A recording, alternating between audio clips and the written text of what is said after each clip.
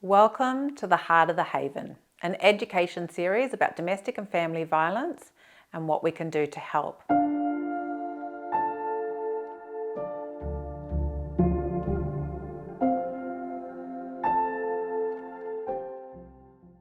I'm your host, Samantha Anderson from the Haven Nepean Women's Shelter, and today I'm speaking to Sam Campbell, Executive Officer Client Services. Sam brings with her over 10 years' experience in the domestic and family violence sector, specialising in working with women and children. Together, we're going to take you into the heart of change, highlighting what casework support looks like and how it supports women and children to get back on their feet. Welcome, Sam. Thank you. So tell me, what exactly is casework? So casework is a model or a practice in which each woman and child that comes to stay with us at the Haven gets tailored support to meet their needs.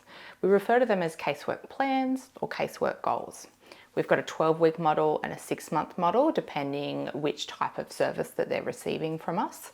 And throughout that, we chart across those 12 weeks or 6 months what the client's needs might be. And the primary need is always housing because they're homeless. About week 2 or 3, each caseworker will sit down with their client and go through an empowerment star or a My Star.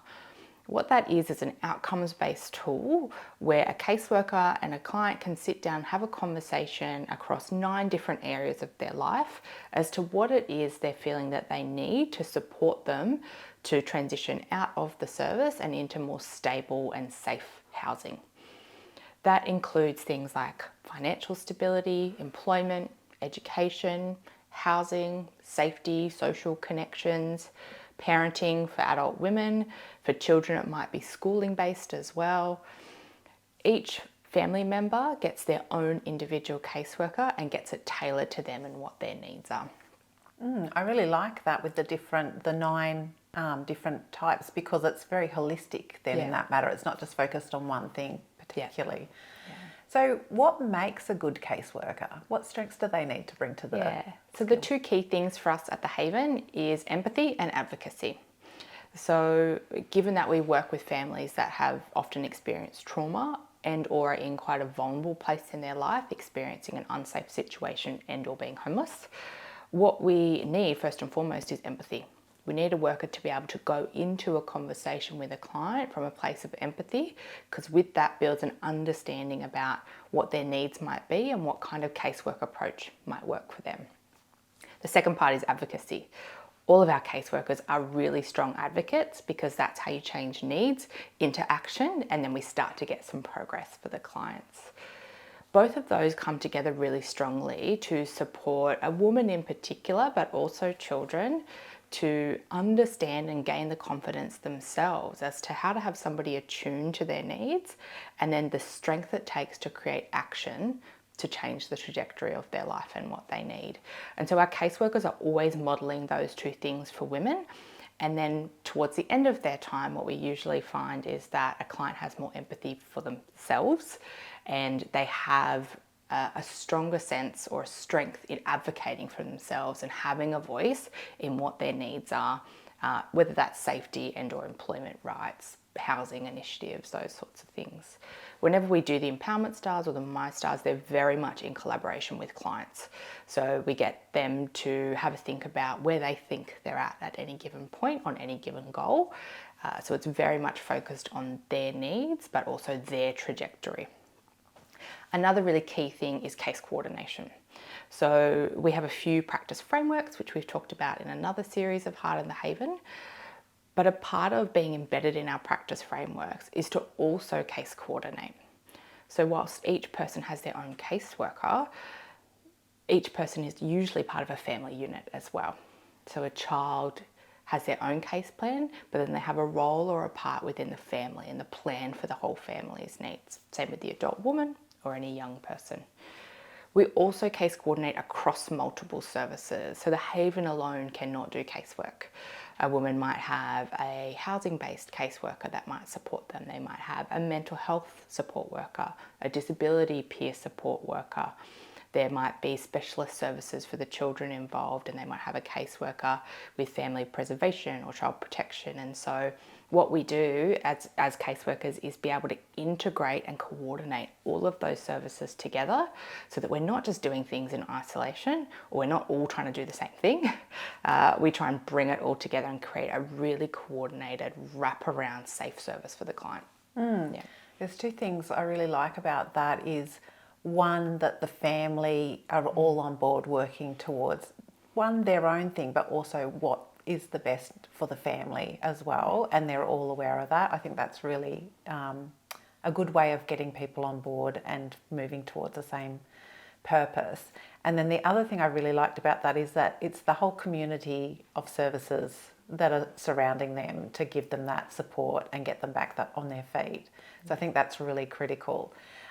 What does that experience look like over, say, that 12-week period? So that integrated approach you talked about was really, really important. And what that does, you'll hear me say often, is domestic and family violence thrives in isolation. So an integrated approach, whether that's within our team or with other services, and supporting an integrated approach with family members rebuilds that connection, rebuilds that secure attachment and that safety for families. So across those 12 weeks, we have to take it really slow and gentle at the beginning. The beginning is just establishing that baseline safety, and then the empowerment stars and my stars I talked about. It's about week 2 or 3, because then we've got some rapport and we can actually start to unpack needs a little bit more. Throughout the process, our key focus on the first about 4 or 5 weeks is housing options. There's often all sorts of applications they need to do or paperwork to get together. So we make sure that that real logistical housing-based support is done right up front. Then we get more into the support needs and the therapeutic space. So we might connect them up with different groups, different programs that we have internally in the shelter to meet different needs that they have. And then as we start to move through those 12 weeks, we'll be reviewing every month or so to see what needs to change, what's been achieved, what's working, what's not working, what else do they want to add. As we get towards the end of their stay, which might be before 12 weeks if they get access to housing, or might be closer to the 12-week mark, we'll start to look at a transition for exit plan. So what's it going to look like when they exit our service into another type of housing?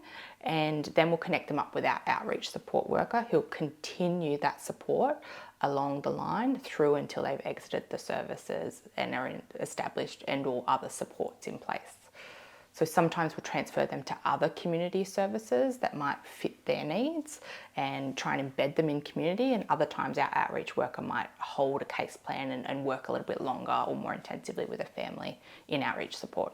Okay, yeah. Is the outreach worker someone who is at the Haven working for the Haven, or are they external?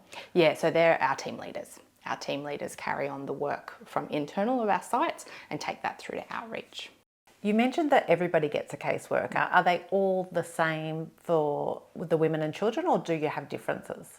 So across our team and both sites, we have a specialist worker for each demographic of the family. So we have a specialist family caseworker and child support worker that works with children 0 to 12 and will support women who are pregnant, so babies in utero. We then have a youth connections worker that works from about 12 up to 25, and she specialises in working with young people and their needs, whether they're adult women or teenage children, teenage young people. And then we have primary caseworkers who focus on working with the adult women in our service. And what that means is that each member of the family may have a slightly different person that holds their case plan and is kind of their safe person that they go to. That really then supports that coordinated and integrated approach we talk about, because each family member not only has a voice, but they have a caseworker to support them with their voice and where they fit in the family and where their needs sit within the family. Thank you for your time, Sam. Appreciate everything you've told us today.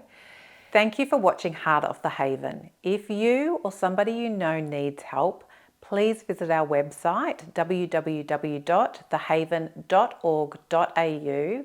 We have a list of services available to help on our contact page, including the Haven itself. Thank you.